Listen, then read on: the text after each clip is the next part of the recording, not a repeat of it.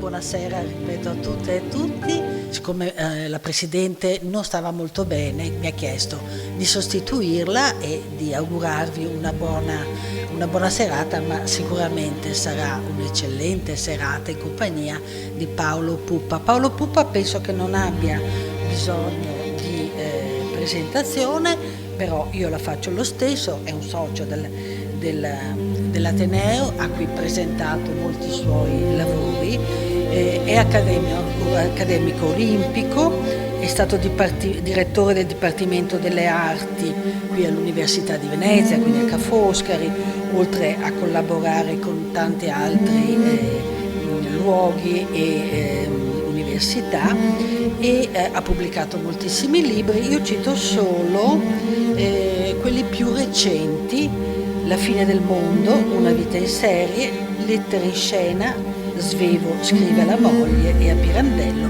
Dorso duro e dintorni. Oltre ora invece ci presenta, mette in scena questo suo ultimo lavoro che si chiama Patologie, ma non dico niente, non svelo perché sarà così, sarà una bella sorpresa. A te Paolo, grazie a tutti.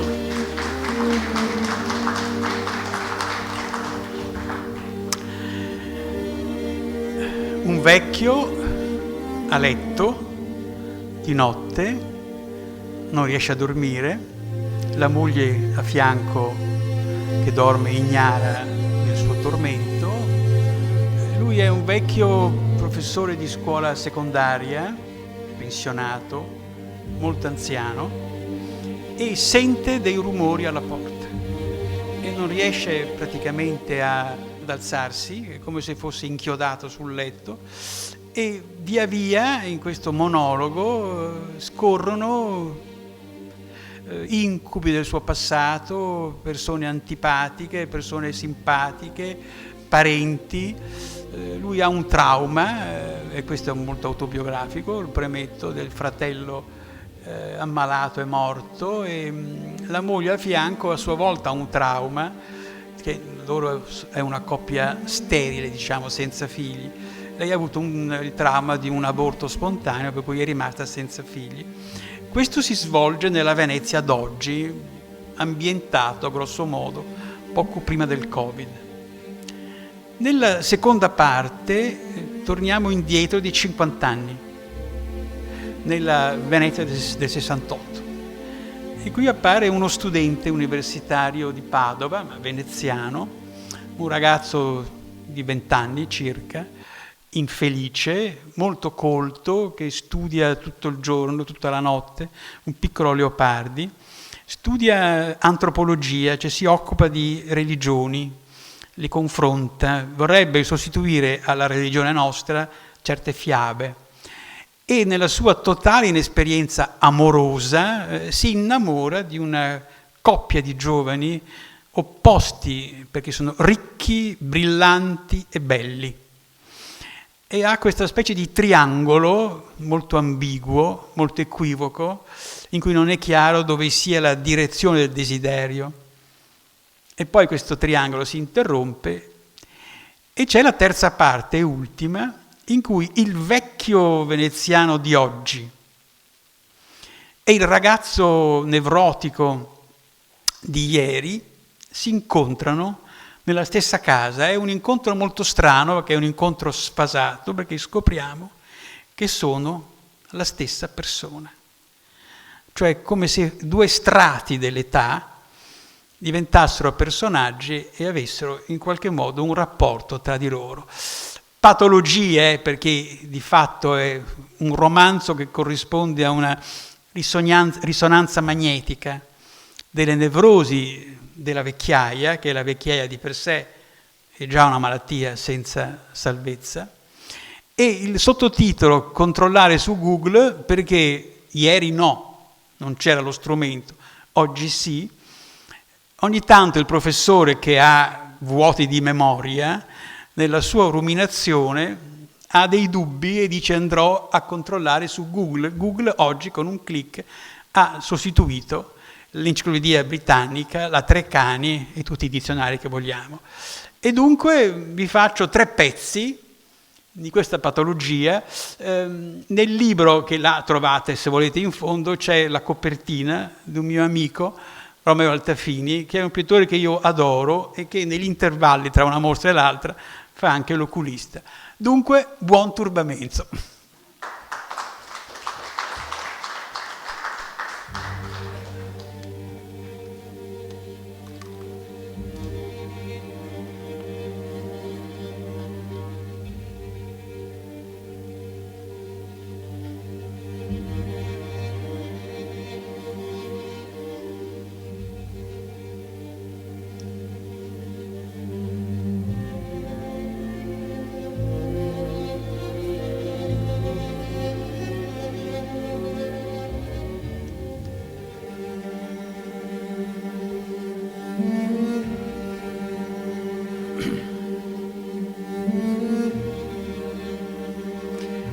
Se potessi avere qualche giorno davanti a me, se non ci ammazzano subito quelli fuori dalla porta, mi piacerebbe mettere sulla carta un pensiero che ogni tanto mi attraversa quando presumo di avere ancora un futuro. Comunque la cosa sta così.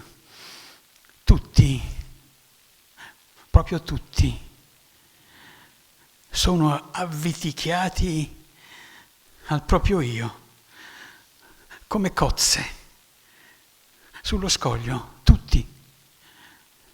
Tutti stanno addosso a se stessi, si difendono, si giustificano, si amano da morire, nemmeno la puzza del loro corpo sentono, ma se solo uno al tuo fianco lascia fuoriuscire qualche sospiro dei visceri, hai voglia allora?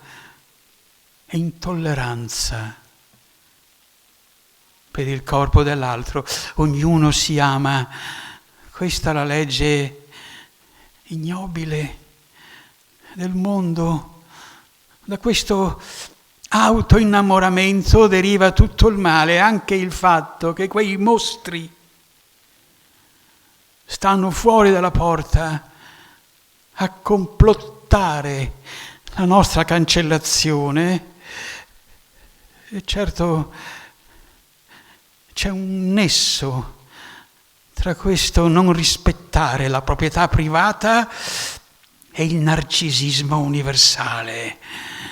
Avranno certo orribili tatuaggi sulla schiena, sulle braccia, sulle gambe, anche sul ventre. Ma quello non lo mostreranno, spero, a meno che la cosa non degeneri.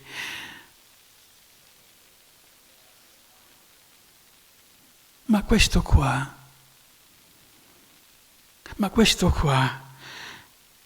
che sta chiamando e mi chiama nonno e mi chiede perché tengo la porta chiusa. Ehi tu, ascoltami bene, non posso parlare a voce alta se non sveglio tua nonna, ma devi andartene subito, devi riattraversare gli spazi, devi tornare da dove sei venuto perché tu non sei mai nato, ti manca un genitore nella catena degli esseri tra me e te. A proposito, già che ci sei, non vedi niente e nessuno là fuori dalla porta? Com'è che non ti sono saltati addosso per farti del male? Sta attento, piccolo mio. Posso chiamarti così? Non uso il tuo nome personale, nessuno ti ha battezzato, ma va via, ti prego. io non posso far niente per te, scappa.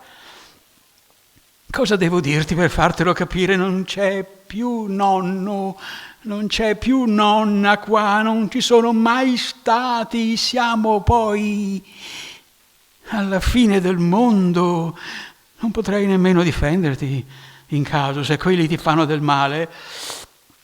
Io non posso muovermi da questo letto, tutte le energie sono concentrate nel trattenere il piscio che da un po' vorrebbe uscire fuori. Farò un lago tra poco. Ma come sei venuto?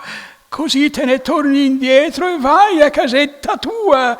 Io la chiamerei limbo, la tua location. Uffa. Devi poi portare rispetto ai tuoi vecchi. Uno si annuncia, poi uno manda a dire. Adesso fila dritto nel nulla da cui provieni, non girarti indietro e ringrazia Dio se non ti succede niente, se non abbiamo acconsentito alla tua nascita. La strada la sai, no?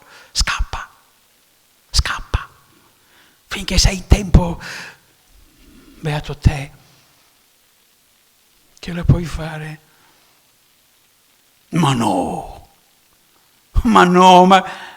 Ma chi c'è di là? Ho capito, come ho fatto a non pensarci prima? È la mia collega di scienze, la Brianzola, che voleva denunciarmi per mobbing, per il solo fatto che non rispettavo l'orario e con la mia lezione tendevo a sforare.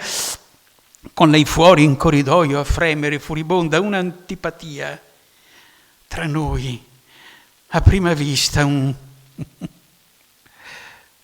odio reciproco. Aveva un marito insegnante di ginnastica nella nostra stessa scuola, grosso, alto, un milanese che mi lanciava occhiate eloquenti, e un pomeriggio che avevamo scrutini nell'antibagno mi è venuto vicino a pochi centimetri dalla faccia e mi ha gridato che mi avrebbe spaccato il muso se continuavo a importunargli la moglie. Io ho biascicato che avrei avvisato la preside o che l'avrei denunciato per minacce, e quello ha ribadito il discorso aggiungendo cacca sotto. Insomma, andavo a scuola con un'ansia ridicola e detestavo quelle persone che riuscivano a rovinare tutto, anche il piacere di spiegare i miei poeti ai ragazzi. Era più giovane di me e non provava il minimo rispetto per la mia figura. Insomma, non ero nessuno ai suoi occhi. E forte della protezione dell'energumeno, la signora che insegnava scienze. Un giorno in autobus, di fronte a colleghi sbigottiti, mi ha intimato di non rivolgerle più la parola, perché io con te non voglio avere niente a che fare, tu non esisti, chiaro?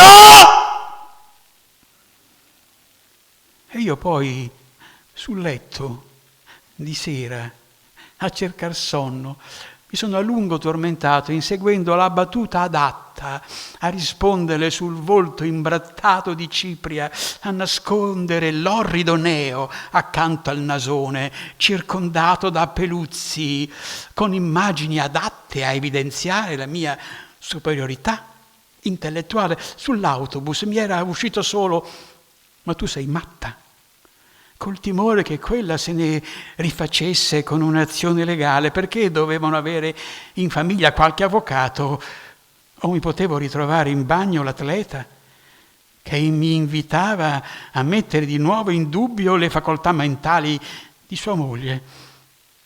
Sì, può essere lei adesso fuori, o lui, il bestione, certo invecchiato e inflaccidito, mi auguro anche loro non hanno avuto figli, forse per questo erano arrabbiati con la vita e con tutti. Vederli scendere la scalinata della scuola, andando verso la macchina, stavano in affitto nel terraglio. Ogni volta per me era uno spettacolo penoso, pareva un esercito, non una coppia. Quante volte sognavo di arrampicarmi sopra i colletti di falso visone e con una lametta da barba tagliarle il neo peloso, almeno quello.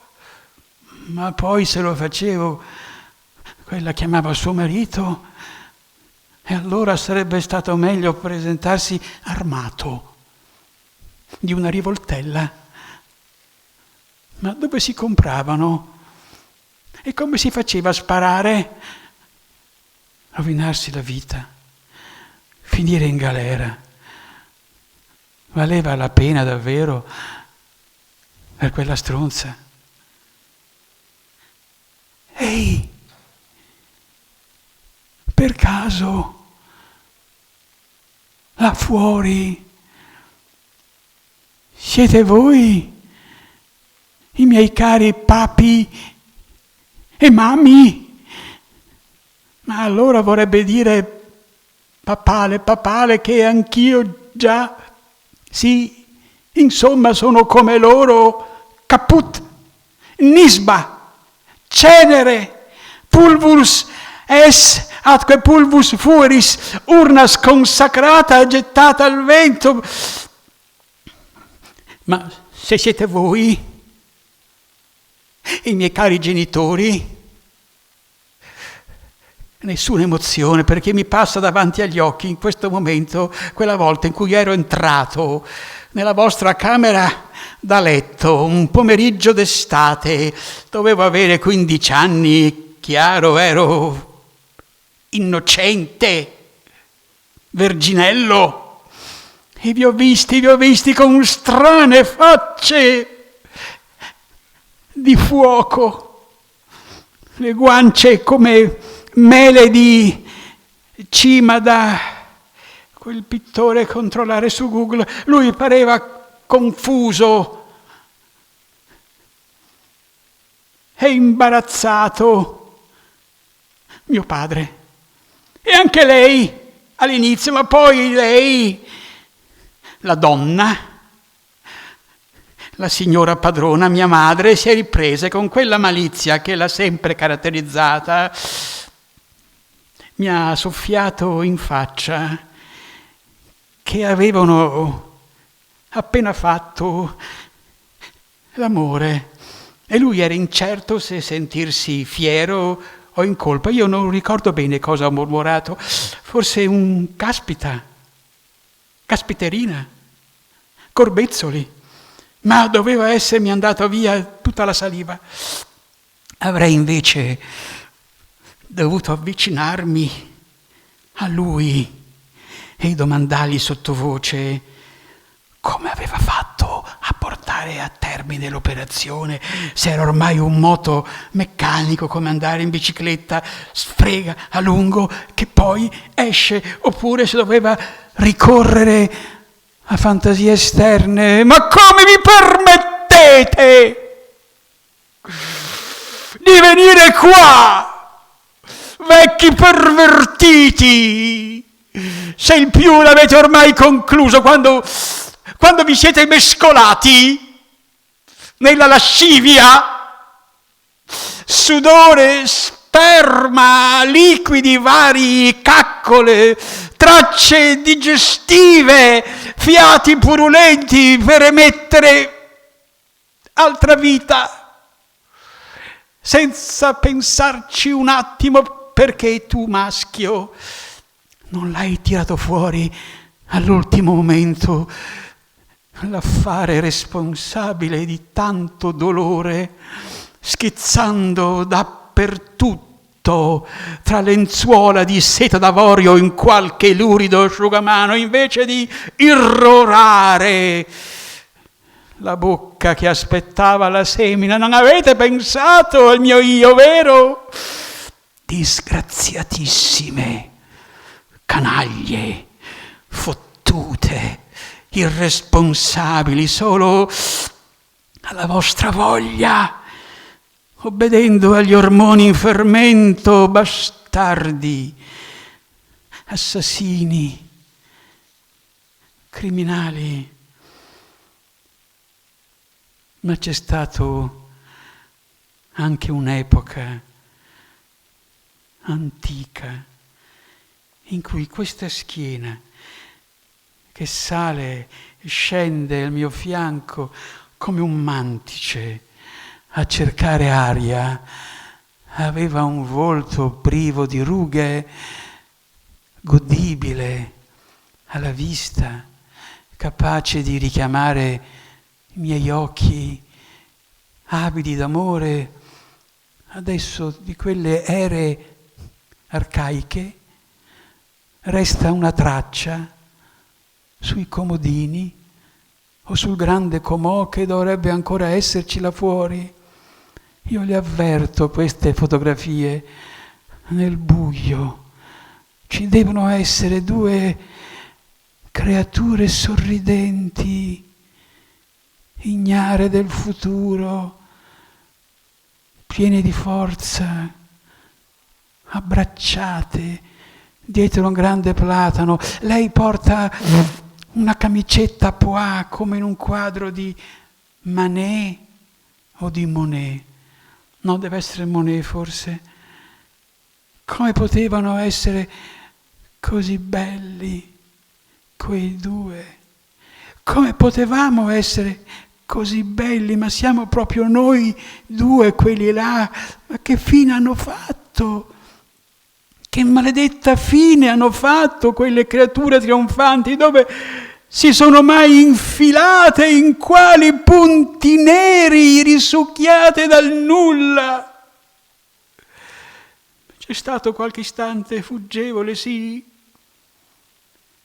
poterlo salvare dal flusso, trascinarlo con me nell'atto di girare gli occhi verso il nulla, quando fissavo costei a lungo, ricambiato da rossori e tremori, da non credere se confronto il tutto con le carcasse che mi ritrovo addosso, al mio fianco. Già, non esiste Dio, insomma, ma esiste il demonio. Solo un demonio potrebbe inventarsi tanta perfidia. Oddio, ma questa è la sua voce. Mi sta chiamando dalla cucina. Possibile? E questi tagliagole là fuori, che fine hanno fatto? La mia donna li avrebbe domati. Vuoi vedere che hanno avuto pietà davanti alla sua fragilità? Non è possibile, pur essendo bene, ma sì, io sento il solito: è pronto, muoviti, è pronto. E guarda anche la luce che ormai dilaga nella stanza.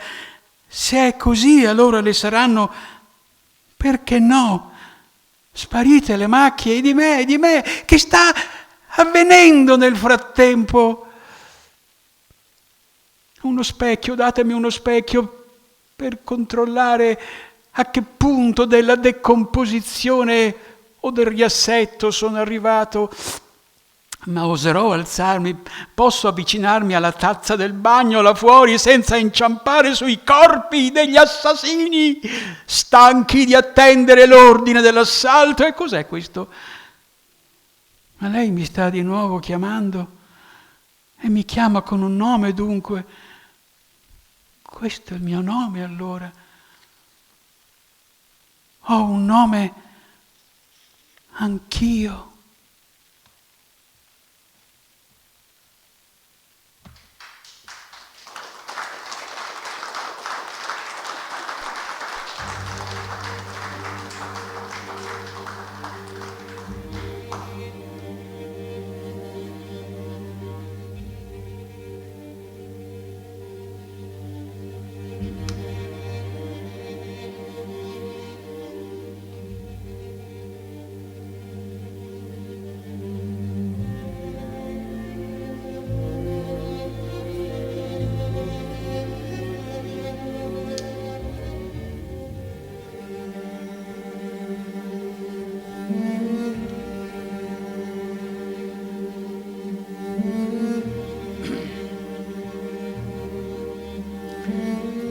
50 anni fa, a Venezia,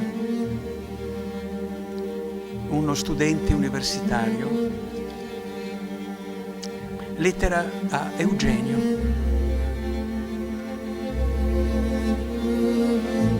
Caro Eugenio, o forse voglia di soffrire, ma tu e Lea siete le persone più care della mia vita. Tu l'amico che si materializza con la maiuscola e lei, Lea, una specie di sorella così bella, con qualcosina di più in fatto di parentela, un domani chissà, ma non ridere. Ti prego, voi siete davvero speciali per me, come vi vestite bene, come siete eleganti, avete un corpo perfetto, ma lontanissimo dall'idea di corpo. E l'altra sera che ballavate davanti alla piscina, sotto le stelle, io ho visto Dio in quel momento, mentre vi spiavo. Io vivo nell'attesa del vostro arrivo a Venezia durante l'estate, quando i tuoi aprono la casa del Lido e lei rioccupa la villa vicino all'Excelsior.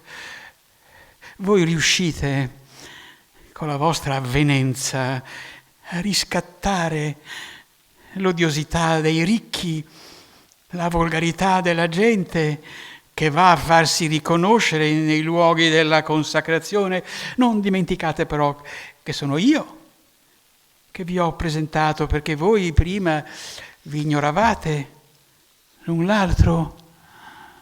Scusa, sai, se insisto, ho questa curiosità che mi tormenta da un po'. Tra di voi, Eugenio, non esiste nulla di fisico.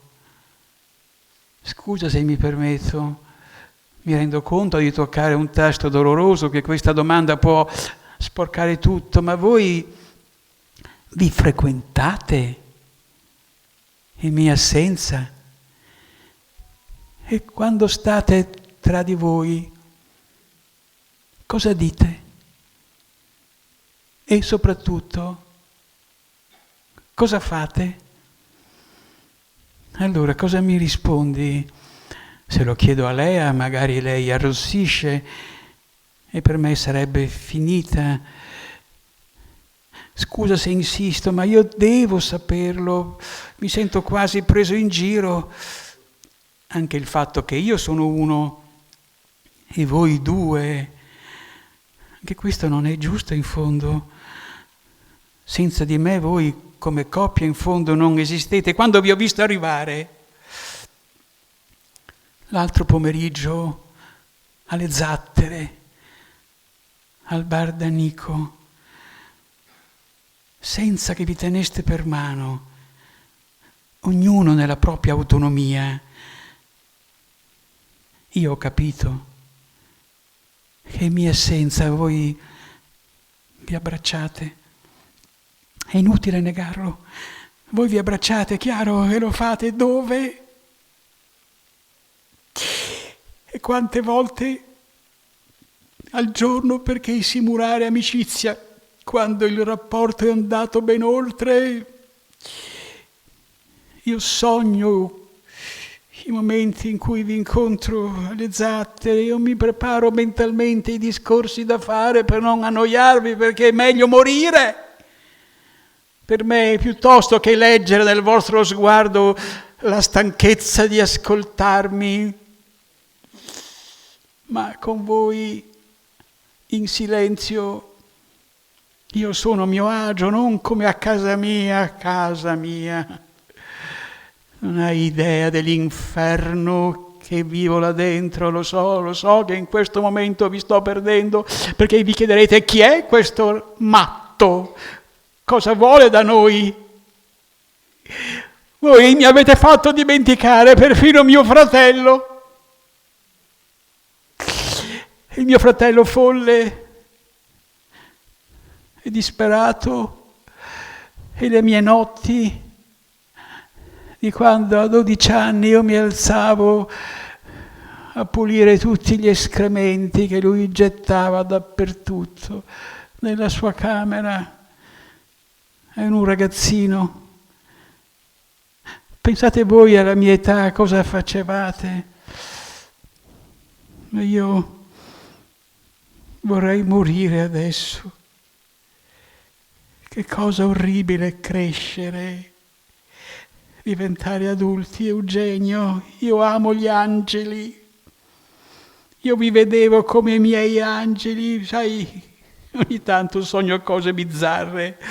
A furia di studiare le religioni andrai di corsa, vero? A leggere questa lettera a lei, magari a letto, insieme. Che risate vi farete? Adesso comunque è tutto cambiato. Io ce la faccio benissimo. Sì, io non ho bisogno di voi, io non ho bisogno di nessuno, tanto meno di voi. No, non è così, Eugenio, lo sai meglio di me. Lettera a Lea. Ho solo 20 anni, Lea. E ho meno di 20 anni. In quel senso, perché sono ancora un bambino nevrotico e irascibile. Sono stato tremendo con voi, mi rendo conto. Vi ho offeso, ma anche voi siete stati egoisti e falsi. Sì, la menzogna mi ha ferito, quello di negare l'evidenza, il nascere dell'attrazione tra di voi e quello che è seguito allo scambio di sguardi troppo intensi. Sono stanco di inseguirvi, sono ridotto a cercare con tutte le mie forze di riandare al limbo o all'inferno di quando non vi conoscevo, di quando ignoravo le tue gambe, il giro delle tue spalle e il modo con cui giravi la biondezza della testa, scaldando i motori per far uscire la tua R roca e irresistibile, di quando allo stesso tempo ignoravo il pettinino con cui Eugenio si sistemava al volo, la neritudine sulla fronte, il suo busto di tennista vestito di bianco come un angelo uscito dal giardino dei Finzi Contini, i vostri 4 occhi assieme. Tutto questo è finito per sempre, non tornerà più, mai più, come nella poesia di Poe. Meglio a questo punto star fuori dal banchetto, io non sono più un invitato, vero? Del resto, anche se lo volessi, tu non potresti far nulla per richiamare a me Eugenio, costringerlo a presentarsi almeno per un'estrema occasione. A far che? Cosa ci diremo io e lui? Ecco, Lea. Adesso chiudo questa inutile lettera, la firmo, la infilo nella prima cassetta che trovo. Addio, mia cara. Ce l'avrei fatta ad amarti a modo mio, ma ti capisco, Eugenio, è troppo di più in tutti i 5 sensi. Ti capisco. Se non muoio prima, io mi chiedo cosa sarà di me tra tanti anni, quando mi volterò indietro a rovistare tra queste macerie. Che ne sarà di te, Lea? Chi ti penserà con lo stesso patimento del cuore? Ho sognato spesso di baciarti e non ho mai cercato di farlo, sei anche più alta di me. Come avrei potuto? E poi sulle tue labbra temevo di incontrare aroma di tabacco del nostro amico. Mi sposerò fra qualche anno con una donna qualunque. Lo sento adesso, farò una famiglia anch'io. Avrò magari una manciata di figli, ma mi mancherai, mi mancherete. Bisogna però a questo punto svoltare. È come morire, è come rinascere in un altro mondo. Addio, Lea, quando lo vedi, digli che l'ho amato come un fratello, se si può amare così un fratello. Addio per sempre. E scusa l'enfasi tremendamente melodrammatica, dunque ridicola, si chiama epifonema nella retorica antica.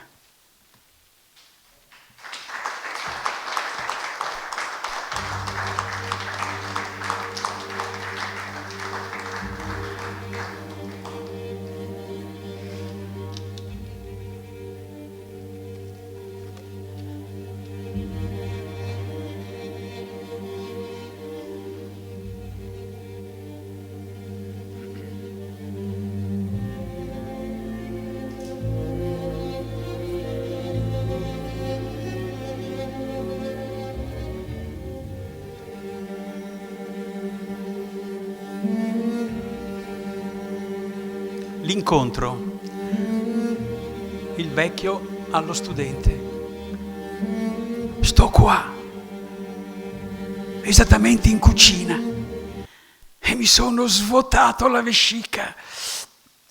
Una luce lattiginosa piove dalla finestra in questo momento e la fondamenta si allunga in una perfetta verticale verso le zattere. Un vago sentore di acqua alta. Attorno la mia signora è seduta e mi dà le spalle intenta al suo mitico tè del mattino. Rischia la vita chi si prova a disturbarla in questo cerimoniale. Il mio tè, mormora. Così non si accorge della presenza di lui. Lui sta in piedi, sulla soglia, imbarazzato. Sorride a fatica e guarda strano. Il bello che l'ho riconosciuto subito e tutti i rumori che provenivano da fuori dalla porta della nostra camera era dunque lui a provocarli, lui tagliagola, lui lo sbarcato. Ma se è davvero lui, allora io sto morendo. Non si dice infatti che nel momento del trapasso si vive intera la propria vita e che i momenti importanti ci sfilano davanti come in un film? Ecco, lui sarebbe il mio me di quanti anni fa. Non mi sbaglio, ci sono troppe foto di te nell'antibagno e in salotto. Ma che età hai poi? Che età avresti? Non sei più della razza dei segaioli. Scusa la bruscaggine davanti alla sposa, ma mi sto un po' innervosendo. Ma non sei ancora di quella degli occupati, dei laureati con posto fisso a scuola. Ma perché non puoi parlare? Che fine ha fatto la mia parlantina? La mia sposa non si è accorta di nulla fino ad ora. Lasciamola nel suo torpore, che è meglio. Ce la vediamo tra di noi due e magari ce ne andiamo in salotto. È questione di un attimo, spero. Poi te ne andrai. Ma un senso, uno scopo ce l'ha questa tua venuta qui? Tu hai lo sguardo triste. Che ti sta succedendo, figliolo? Secondo te dove siamo in questo momento? Come? Parla più forte, sono vecchio, mezzo sordo. Ora che ci penso, questa però non è la mia cucina. No, signori, questa non è la mia, ovvero quella di casa, diciamo, parentale, ereditata, ma quella di mezzo, dell'interregno, quando ero sposino, fresco, in affitto. Ma possiamo sentire questa voce che suono manda? Dico almeno un ciao, che ci vuole in fondo? Hai paura del professore? Ma se sono in pensione e non posso bocciare più io, e poi boccerei me stesso? Stupido, sto diventando scemo magari, o matto. Riesci a farmi perdere la testa, come se mi innamorassi di te, di un uomo, o meglio di un ragazzino, per carità, che poi sarei io stesso. Comunque, basta. Sono stanco. Dopo questa notte e per tutto il resto, fra poco la mia signora si accorgerà di noi e non sarebbe carino farla attendere. Mi chiedo però, che ci fa lei nella cucina antica di quando eravamo giovani sposi? Tu dovresti conoscerla però. Non era così male una volta, sai, come adesso. Non sai cos'era una volta la mia ragazza, da far sospirare, perché te poi mi sa che eri molto, ma molto confuso, o sbaglio? E per niente precoce, proprio precoce per niente direi, o mi sbaglio? Lo studente al vecchio. Sono qua, in mezzo a due anziani che non si parlano tra loro, anzi lui adesso è uscito dalla cucina, se n'è andato, credo, quasi in malo modo, forse tornando nella sua camera da letto, vorrà mica che lo segua laggiù a far che poi? Ad aiutarlo a mettersi a letto? Ma la vecchia intanto mi sta fissando in modo poco chiaro, gli occhi stanchissimi, vorrebbero magari sorridere e mostrarmi simpatia, mentre la bocca, circondata da una pelle avvizzita e piegata sotto una smorfia di sofferenza visibile, sta seduta e sembra che se solo prova ad alzarsi, cade subito a terra in 1000 pezzi. E chi sarebbe poi questa donna? E che ci fa in cucina? Non ce l'ha con me per caso, signora? Sta per piangere? Scommetto che sta per piangere. Guardi che il tè si sta raffreddando. Murato vivo in un bianco silenzio. Sono versi miei, dovrei decidermi a raccoglierli. Comunque lo so bene che da un momento all'altro tutto questo non ci sarà più, e così la vecchia con la sua cucina e la sua tazza non fumante di tè e la finestra luminosa che inquadra infinite fondamenta in un piano tanto alto. A proposito, come avranno fatto i due a issarsi fin quassù con le gru? Ci sono per caso arrivati con le gru? Perché questa è una casa che trasuda mancanza di ascensore, troppo alta per le loro facce. Assurdo, assurdo, però il vecchio prima di ritirarsi mi osservava come se mi conoscesse, come fosse un mio parente, no caro? A me non risulta. Io tendo a schiodarmi di ascendenze e connessi, poca voglia di trafficare con congiunti quanto ad amici e amichette. Lasciamo perdere, che è meglio, e comunque è la vista di qua che è prodigiosa. Io mi aspetto che un'aquila o un angelo si sporga sopra le piantine di basilico e di rosmarino.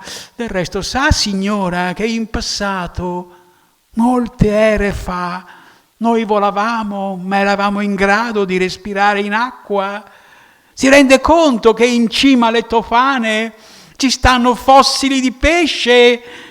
Vuol dire che un tempo quelle cime innevate erano sotto acqua e che sono emerse all'improvviso come Venere dalla spuma. Si cambia, sa? Signora, giorno dopo giorno. Che dice, scusi? Ma che fine ha fatto suo marito? È il suo marito, vero? Non mi sente chiaro, inutile insistere. Questa è come sorda. Ma perché continua a fissarmi? Mi sa che è via di testa. Signore! Sua moglie sta male, lo sa. Dovrebbe chiamare il pronto soccorso.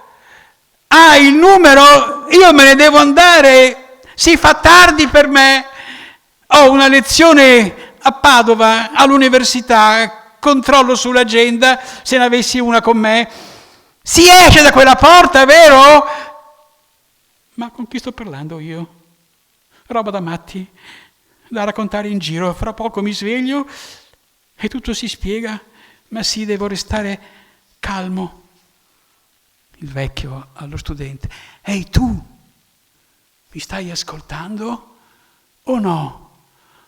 Sono qua per spiegarti alcune cose. Innanzitutto non amareggiarti troppo nel gustare in anticipo lo sfacelo che ti aspetta. Sta rallegrato invece, perché le patturnie di cui soffri, non negarlo, svaporeranno presto. Tu hai in testa e nei nervi quelle creature che ti hanno fatto patire, che ti hanno devastato dentro, vero? Via, via, io parlo come un padre, come un nonno. La vecchia vorrebbe anche lei dire la sua, ma sta bevendo il suo tè, come l'ostia consacrata per un cristiano, guai a interromperla, capace di mordere, e poi tu non sei niente per lei. Tu vieni prima. Ma guarda, te lo giuro, non è che sfigura tanto in confronto alla romana, a quella Troia. Come si chiamava la Troia? Un nome breve, un monosillabo, poco più rapido come un singulto, come uno schiocco, come, se mi permetti, un peto improvviso. Dai, uffa, ma quei due là, devi saperlo, basta, fine, caput. Un giorno sul Gazzettino ho visto le loro foto, morti, in macchina, un incidente, e li ho riconosciuti, erano un po' invecchiati, meno lucenti, meno radiosi, anche leggermente ingrassati. Ho pensato, vedi cosa succede a tornare a Venezia senza dar segno di esistere? Vedi cosa capita ad essere troppo sicuri di sé, troppo ricchi, troppo vincenti, magari immortali. Così ho sofferto poco, o quasi niente. Fosse successo qualche anno prima, sarei morto sul colpo. Dunque il tempo qualcosa di buono lo combina. E se hai capito anche in minima parte la notizia, e se desideri fare la cuccia a leccarti le ferite, te lo propongo di nuovo, puoi toglierti i calzoni e infilarti sotto le coperte, io resto nel mezzo, e puoi pure metterti a piangere. Io e te siamo la stessa cosa, solo legati a epoche diverse. Il mistero di questa notte, comunque ora io devo preoccuparmi di mia moglie. Abbi pazienza, e non delle tue patturnie adolescenziali, ma una donna ci vuole, una donna, anche brutta, purché sia una donna, come si raccomandava mio padre, nostro padre, pace all'anima sua, e così potrai mettere su famiglia, una possibilmente fertile. Vedrai, figliolo, tranquillo, via quello sguardo insicuro, entra sotto le coperte con noi due, ci proteggiamo a vicenda, nessun disturbo. Stai scherzando? Questa è casa tua in fondo, lo è sempre stata. Penultima scena. Studente al vecchio. Guardalo qua come continua a dimenarsi questo qua. Guardalo come si passa la lingua tra le labbra secche. Forse esce da un ictus. E poi con le mani mi indica il letto. Lo vuole condividere con me. Ma che ci faccio io in questa camera satura di gas senili, di corpi mal lavati? Dovrò pure uscire da questa fogna. Manca l'aria qua dentro, con la tenda chiusa che spegne il sole. Sì che siamo ormai in piena mattinata. Comunque, la persona strana qua dentro sono io. Devo trovare la forza di andarmene, ma andare dove? Mi interessa una cosa però. Prima di scappare vorrei domandarlo alla signora dovrei fare il giro del letto, ora sto seduto dalla parte di lui che non fa che fissarmi in modo spacciato e offensivo. E una volta passato vicino a questa vecchia, le direi: scusi, lei è stata ragazza una volta, prima di incontrare questo infelice, da sempre incapace di provare e dare piacere. È stata fanciulla, aperta e disposta alla gioia. Vero che è così? Il monoteismo, signora, è il riflesso penoso della monogamia, almeno nella nostra cultura. Lo sa questo, signora? E il suo compagno si considera magari padrone assoluto, despota totalitario della sua femminilità. Se viceversa non foste cattolici, potrebbe anche essere allora la vostra monogamia indizio di patologia, che poi della fedeltà, almeno col pensiero, di lui. Siamo sicuri? Ah, se solo potesse intendermi, giuro che non mi è mai capitata un'esperienza simile. Si sente bene, signora? Ha bisogno di qualcosa? Prima lei stava immobile in quella che ritengo fosse una cucina, reggendo in mano una tazza di tè senza berlo. Ce l'ho davanti agli occhi, tutta rattrappita a manifestare malessere, e non sono sicuro sia la mia presenza a procurarle disagio, ma mi sa che è la vita intera ad averle indurita l'anima con questo nato vecchio al fianco. Mi sbaglio? Come ha fatto a sopportarlo per tanti anni? Ho l'impressione che siate uno lo schiavo dell'altro. Vorrei poter chiudere gli occhi a questo punto, ritrovarmi nella mia camera da letto, a casa mia. Per la verità questa stanza mi ricorda qualcosa all'improvviso, quasi ci fossi già entrato. Ci dormivano, ma sì, ci dormono ancora i miei, solo che l'arredo è diverso. Ma che ci faccio qua io?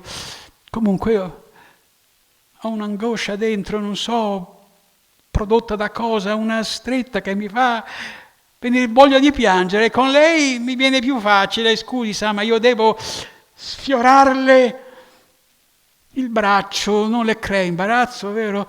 Ma perché si irrigidisce? Perché si solleva sul letto? Sta gridando per caso? Cosa sta facendo, signora mia? Ma è matta? Guarda come spalanca la bocca. È chiaro che sta urlando e ora si mette ad abbracciare il suo compagno, almeno ci prova. No! Quello risponde: ma che ridicoli!